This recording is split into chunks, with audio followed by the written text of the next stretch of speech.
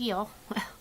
I've been doing bookwork and cleaning today, and time got away from me. I looked at my watch and I was like, oh, it's 4 o'clock. I haven't even done the live yet. But I hope everybody's having a great day. The wind has been absolutely crazy out. I went outside and checked flowers and some other stuff that I needed to do outside. And man, the wind is about to blow you away.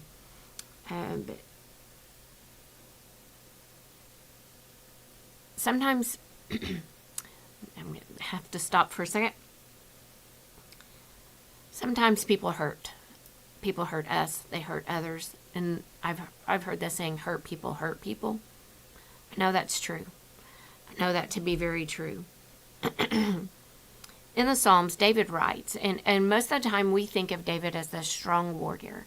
This strong warrior. But in Psalm 55, and that's where I'm going to be at today and probably tomorrow, and maybe even Thursday. I'm taking Friday off to spend some time with my daughter and grandchildren. Kind of excited about that. But this in my Bible it says, expressing deep dismay over the treachery of a close friend. When friends hurt us, the burden is too difficult to carry alone. And it starts out, listen to my prayer, O God. Do not ignore my cry for help. Please listen and answer me, for I am overwhelmed by my troubles. So David's crying out, and he's just like, he can't do it. He can't do it on his own. He's not that strong person or that strong warrior that sometimes we have built in our mind. Just like sometimes we can't be as strong as we want to be, as strong as we think we need to be. Sometimes God is saying, I need you to understand you need me. You need to rely on me. You need to trust me, and you need to know this. But David he's crying out to God. My enemies shout at me, making loud and wicked threats. They bring trouble on me, hunting me down in their anger. My heart is in anguish. And a lot of times our heart does get in anguish. Whether it's a friend, a family member, or child. It can be any kind of thing. Sometimes we just don't get it. Sometimes we struggle with it. The terror of death overpowers me. Fear and trembling overwhelm me. I can't stop shaking. There's a lot of times we get like that. We get so stressed out, we can't stop shaking. We can't stop what's going on in our brain. We can't stop it. We can't shut it down. Oh, how I wish I had wings like a dove. Then I would fly away and rest. I would fly far away to the quiet of the wilderness. How quickly I would escape far away from this wild storm of hatred. David was in a spot. David was upset. David was hurt. And instead of lashing out and hurting somebody else, David went to the one that could help him, the one that understood what he was going through. I'm going to stop at verse 8. I'm going to just stop there. When our heart is in anguish and we don't know what to do, we turn to the one that has every answer we can possibly need, want, or desire. Hearing from God requires something of us, requires us to be still and to dig in His Word and to get into His Word and to do as He would have us to do, to grow in Him, to seek Him, to not lean on our own understanding, to know that He has a perfect, amazing plan. I talked yesterday, I have some hard decisions to make, and I pulled up some verses for making difficult decisions. And the verse that has been ever before me, lean not on your own understanding. I get it, God. I need to be still. I need to hear you, and I need to do what you ask me to do. He was very plain when he woke me up at 5 o'clock Saturday morning. He was very plain. He's been very plain every time I've asked this question that I'm asking again of him. He's been very plain. I have you where I want you. I have you there for a purpose. Do what I ask you to do. Close out all the other noise. Sometimes that's not what we want to hear. Sometimes when our heart is in anguish, that's not what we want to hear. We want to hear him say, I'm coming in, I'm going to take it away, and I'm going to handle it, and you don't worry about it. He does come in, and he does handle it. It may not be exactly like we want, but he does.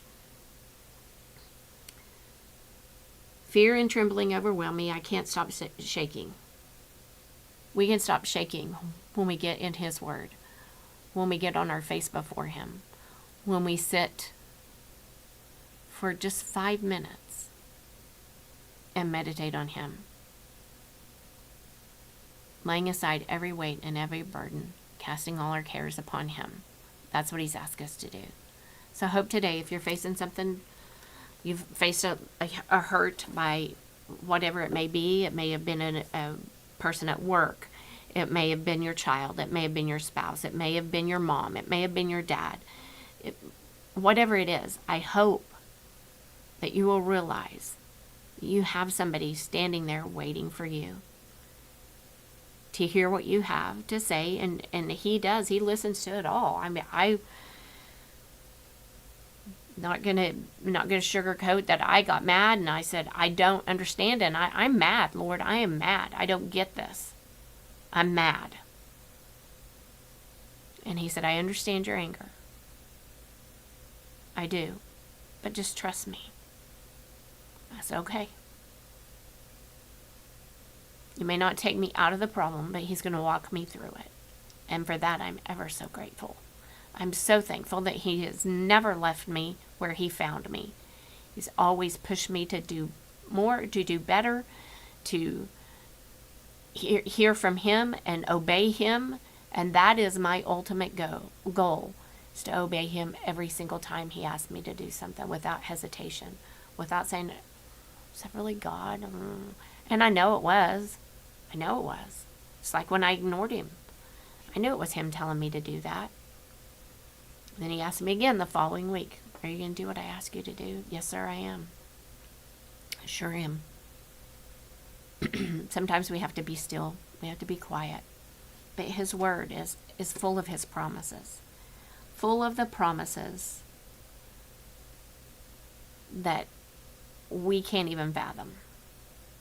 If we'll just allow him to lean in, to love on us, he gives us everything we have need of. Maybe not everything we want. He's not going to say, you can't say, Lord, I need a new boat, and I need it to look like this, and he's not going to just like drop it down on the lake and say, hey, Kelly, I dropped this boat over at New Manford Ramp. Just go pick it up. It's yours. It's not the way it works. Could he do that? Absolutely. Absolutely. He could do that.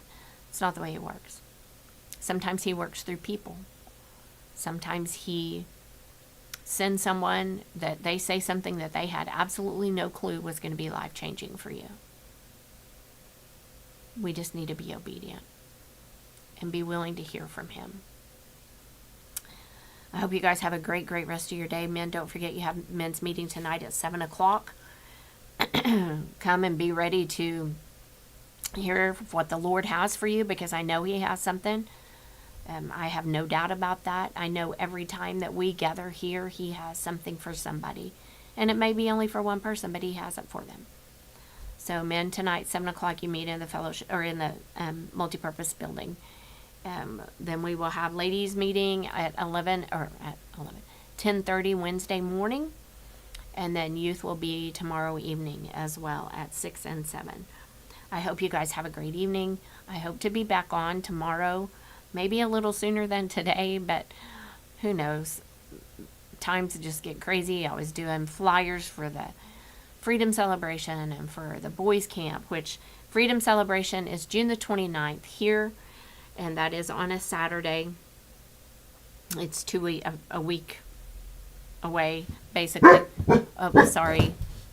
Stella hears somebody outside. There's people leaving. So, Stella, lay down. Lay down. Lay down. Lay down. There we go. Freedom Celebration. And then Young Warriors Camp is going to be July the 8th through the 12th.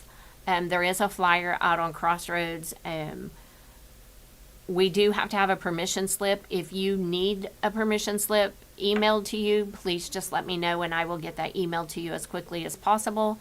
You can call the church phone, 918-399-5956, or you can text the church phone, hey, this is so-and-so, this is my email address, can you email me those that sign-up sheet? If your child needs a ride, well, I need you to let me know that as well.